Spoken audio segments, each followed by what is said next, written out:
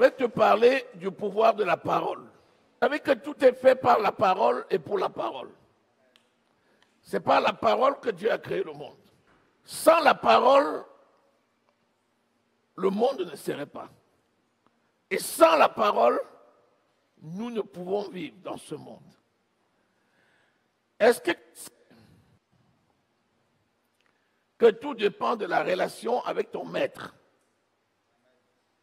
Si tu as pour maître Dieu, par Jésus-Christ notre Seigneur et Sauveur, les paroles que tu vas dire vont être accomplies par celui que tu as pour maître. S'il y a Dieu que tu as choisi, il y a aussi le diable que tu n'as pas choisi. Le diable n'est pas encore mort. Et toi, tu ne peux pas le tuer. Tu peux le chasser, tu peux le vaincre, tu peux l'éloigner de toi, tu peux résister, mais tu ne peux pas le tuer. Seul Dieu va le tuer par Jésus-Christ en temps convenable. La Bible dit que le dernier qui sera tué sera Satan. C'est-à-dire que même les faux prophètes seront jetés dans les temps de feu avant Satan. Satan va toujours être là. Parce que si Satan n'est pas là, tu ne peux pas découvrir la puissance de Jésus. Satan est là, mais il n'a pas les bras croisés. Il est là et il travaille. Qu'est-ce qu'il fait? Il est là pour accomplir les paroles qui lui ressemblent et qui viennent de lui. Et il est là pour essayer de détourner les gens des paroles de Dieu. Parce que si tu prononces la parole de Dieu, tu vas avoir l'accomplissement par Jésus-Christ. Il dit, quiconque invoquera le nom de Jésus sera sauvé. Mais invoquer le nom de Jésus, c'est quoi? C'est déclarer la parole de Jésus. Parce que Jésus reconnaît sa parole. Jésus a pouvoir et autorité sur sa parole. Il amène sa parole à exécution. Si tu déclares les paroles du diable, le diable aussi l'amène à exécution. Ceci me permet de te dire que le résultat aujourd'hui de ta vie, c'est le produit de la déclaration que tu as faite hier.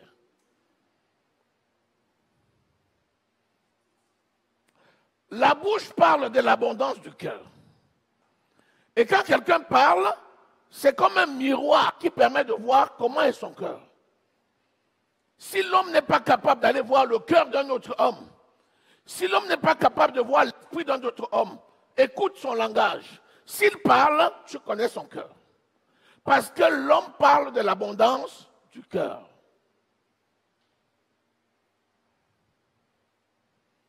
C'est notre responsabilité donc de demeurer dans le camp que nous avons choisi pour prendre les paroles qui appartiennent à notre Dieu, afin que par ces paroles, nous amenions l'Esprit de Dieu à accomplir la parole de Dieu dans notre vie et à transformer nos vies tous les jours de la vie.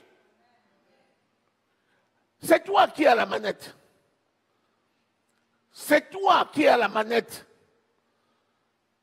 C'est toi qui choisis les images. C'est toi qui choisis les orientations. Le Saint-Esprit est là pour les accomplir. Tu les choisis comment?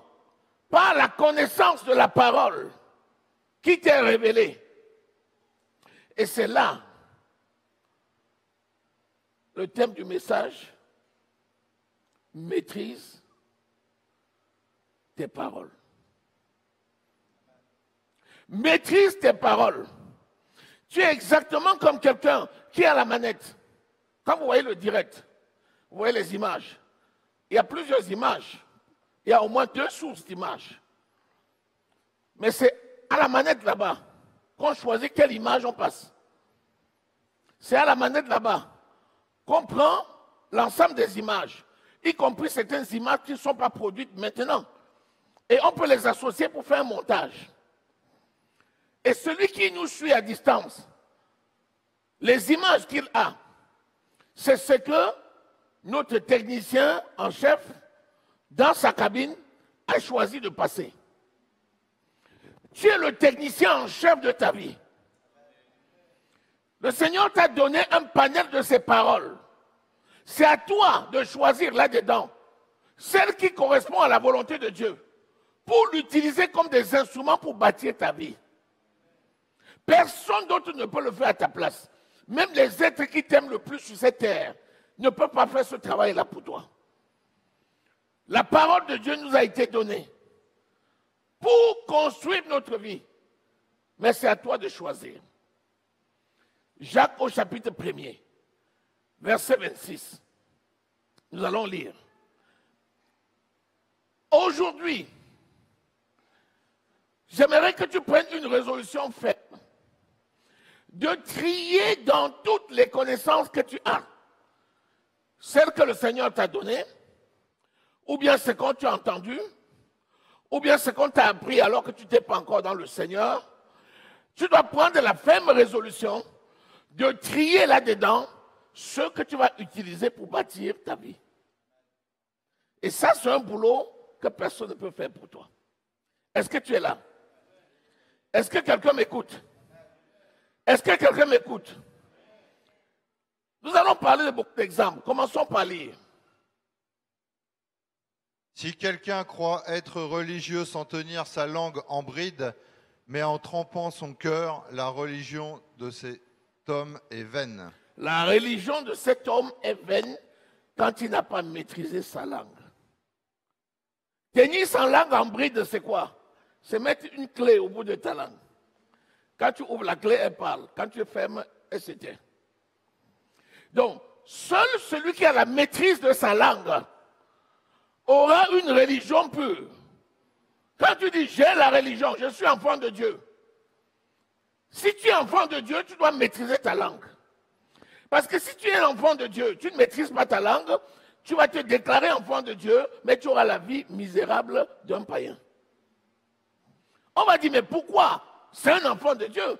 Il est réellement dans la maison de Dieu. Mais pourquoi ça vient comme ça? Parce qu'il a laissé les ingrédients de la parole et il est parti prendre ce que le diable a dit pour bâtir sa vie. Si tu passes le temps à dire, c'est trop fort, j'y arriverai pas, tu n'y arriveras vraiment pas. Même si on te donne un coup de pouce, tu n'y arriveras pas. Parce que le diable aime cette parole-là. C'est fort, je n'y arriverai pas. Puisque le plan du diable, c'est de t'empêcher d'arriver. Quand tu dis je n'y arriverai pas, il dit oui, vraiment. Oh, comment tu vas y arriver? Tu ne peux pas. Regarde autour de toi. Et il va commencer à te montrer tous les obstacles de cette vie pour arriver à l'endroit où tu as voulu arriver. Pourquoi? La maîtrise de ta parole. Donc tu vas commencer déjà par mettre la clé sur ta langue. C'est une clé spirituelle. Alléluia. Mets déjà une clé. Garde bien c'est-à-dire tu as même un cadenas là. Tu gardes la clé bien. Tu ne donnes pas ça au diable. Alléluia. Comme ça, toi-même, tu as la clé. Quand tu veux parler, tu fais tac, ça ouvre. Tu parles. Quand tu ne veux pas parler, tu fais tac, tu fermes. Est-ce que tu sais que dans la vie, il y a des moments où justement, il ne faut rien dire? Quand Jésus est déjà dans le champ pour combattre, il dit gardez le silence. N'est-ce pas? Gardez le silence. Et vous verrez la délivrance de l'Éternel. Il y a des temps où on parle et des temps où on se tait. Alléluia. Alléluia. Quel est le temps où on se tait? C'est le temps où tu dois recevoir les instructions du Saint-Esprit. Quand on dit se taire là, ce n'est pas rester mort. C'est fermer tout simplement la bouche et laisser le cœur bien ouvert pour recevoir les instructions du Saint-Esprit. Parce que si tu parles, sans jamais recevoir les instructions du Saint-Esprit, tu vas te fatiguer. À un moment donné, tu vas commencer à te plaindre. Et dès qu'on se plaint, c'est les paroles de l'ennemi qu'on prend et qu'on commence à servir. Est-ce que tu es là? Est-ce que tu es là? Est-ce que tu es là? Soit on travaille avec l'ami, le Saint-Esprit, c'est l'ami fidèle. Et dans ce cas, apprends à marcher avec lui pas à pas. Quand tu parles, il t'écoute. Quand lui parle, tu l'écoutes. C'est-à-dire, il y a un temps où les gens peuvent bavarder. Tu te tais. Tu n'as rien à dire. Tu dis, il n'y a rien à dire. Qu'est-ce que vous voulez que je dise? Pendant ce temps, le Saint-Esprit est en train de te donner les instructions sur ce que tu dois faire. N'est pas la réponse à tout moment. Non. Il y a des moments où tu te tais parce que justement, tu vas à la source pour t'instruire. Que le Saint-Esprit te dise ce que tu dois faire. La bouche qui parle beaucoup ne manque pas de péché. Pourquoi elle pêche? Parce qu'elle n'a pas eu le temps de recevoir les instructions. Est-ce que tu es là? Est-ce que tu es là? Est-ce que tu es là? Si quelqu'un croit être religieux, sans tenir sa langue en bride, celui-là, sa religion est vaine. Logiquement, ce que tu dis doit arriver. Parce que le Seigneur a dit qu'il veille sur ta parole pour l'accomplir. Il a dit. Mais si Dieu dit qu'il veille sur ta parole pour le confirmer, pour l'accomplir, ça veut dire que tout ce que tu as dit va arriver dans le temps prévu d'avance par lui. Parce qu'il a prévu un temps pour chaque chose. Donc, chaque parole que tu dis, c'est une sémence. Sème à bon escient. Imagine-toi quelqu'un qui va dans son champ. Il fait un sion, il met les arachides. Il fait un deuxième sion, il met les arachides. Il arrive ici, au lieu de continuer comme ça, il revient où il avait mis les arachides, il remet encore. Qu'est-ce qui va se passer? Ça va pousser dans le désordre. Alléluia. C'est pourquoi de temps en temps, quand on sème, il faut savoir se taire. Puis ensuite s'aimer. Puis se taire. Puis ensuite s'aimer. Puis se taire. Là, tu ne risques pas de donner au diable les ingrédients pour te combattre. C'est de ça qu'il est question. Tu ne peux pas parler de Dieu sans parler du diable. Tu ne peux pas parler de la récolte sans parler de la pénurie, de la sécheresse, de la famine. Alléluia. C'est pourquoi nous parlons des choses qui peuvent édifier notre âme. Considère donc tes voies et fais ce que tu dois faire normalement. Lisons Proverbes.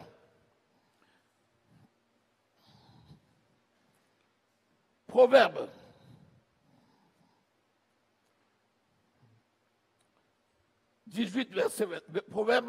Proverbe 18. Vous savez que la vie là, c'est la parole. La mort aussi, c'est la parole. Nous avons lu Jacques 3, nous lisons aussi Jacques 3, versets 8 à 11. Il te dit aussi que la langue là, ça donne la vie, mais la langue aussi, ça détruit. Alléluia. Donc, si ta langue peut te détruire, ça veut dire que tu dois t'exercer en sorte que ta langue jamais ne te détruise, mais qu'elle ne serve qu'à te construire. Alléluia. Lisons. 21. Verset 21. La mort et la vie sont au pouvoir de la langue. Quiconque l'aime en mangera les fruits. La mort et la vie sont au pouvoir de la langue. Quiconque aime en mangera les fruits. Donc, soit tu manges le fruit de la vie, soit tu manges le fruit de la mort. Mais tout ça, c'est toujours ta même langue. Alléluia. Donc, cette langue-là peut t'induire en erreur, comme cette langue-là peut t'amener à une source de bénédiction. Si vous avez remarqué, on a parlé de personne d'autre, hein, on ne parle que de toi. Ça veut dire que là, c'est toi face à toi-même. Il y a des choses que l'on met souvent sur le dos de l'ennemi, alors que l'ennemi n'est même pas là. La décision que tu dois prendre, c'est toi qui la prends. Quand tu dois parler, c'est toi qui décides de parler. Ce n'est pas le diable qui vient t'obliger à parler. Donc le diable, lui, il est là, il n'attend que tu produises que des paroles mauvaises parce que c'est ce que lui il aime. Mais si toi tu décides, tu peux produire les bonnes paroles. Et si tu produis les bonnes paroles, elles vont produire pour toi du bon fruit et tu vas manger ces fruits-là. Et quand on mange du bon fruit, qu'est-ce qu'on fait? On est heureux. Par contre, si c'est le mauvais fruit, ça va produire en toi quoi? La maladie et la mort. Est-ce que tu peux être heureux dans ces conditions? Vous voyez à quel point Jésus nous a aimés pour nous donner des responsabilités? Le pouvoir de la langue. Lis Jacques au chapitre 3, versets 8 à 11. Lorsque tu plantes, c'est avec la langue que tu plantes. Par la déclaration de la parole de Dieu. Lorsque tu détruis, c'est avec la langue que tu détruis. Par la déclaration de la parole du diable. Tu as un champ. Ton champ, c'est ta famille. Tu dois planter dans ton champ pour qu'il croisse. Planter, c'est dire les paroles de bénédiction sur ta famille pour que cette parole, cette famille grandisse et porte du fruit. Si tu dis ce que Dieu a dit, tu es béni. Je te bénis le matin, je te bénis le soir. Tout ce que tu touches prospère au nom de Jésus-Christ. Ta vie est belle au nom de Jésus-Christ. L'Éternel bénit le fruit de mes entrailles. Aucun de ceux qu'il m'a donnés ne sera perdu. Dans le nom de Jésus-Christ. Tu es en train de planter dans ta maison. Tu plantes des paroles de bénédiction dans ta famille. Lorsque viendra le moment du bilan, les membres de ta famille sur lesquels tu as dit ça, tu verras qu'ils porteront des fruits dignes. Parce que toute ta maison va réussir. Mais si tu commences à dire à ta famille, vous ne serez jamais rien. Votre grand-père était comme ça, l'arrière-grand-père était aussi comme ça. On peut faire quoi avec ce genre d'enfant? Qu'est-ce qu'on peut tirer de tout ça? Je t'assure, même si le diable dort, ton enfant ne réussira pas. Parce que tu auras sémé des paroles de malédiction dans la vie de ton enfant. Comment veux-tu que ton enfant réussisse? Il ne réussira pas. Donc fais très attention. Quand la fâcherie vient déjà se mêler là, si tu sais, tais-toi. Parce que vous savez que notre ami, ce n'est pas la fâcherie. Quand la colère vient, ce n'est pas ton ami. Hein?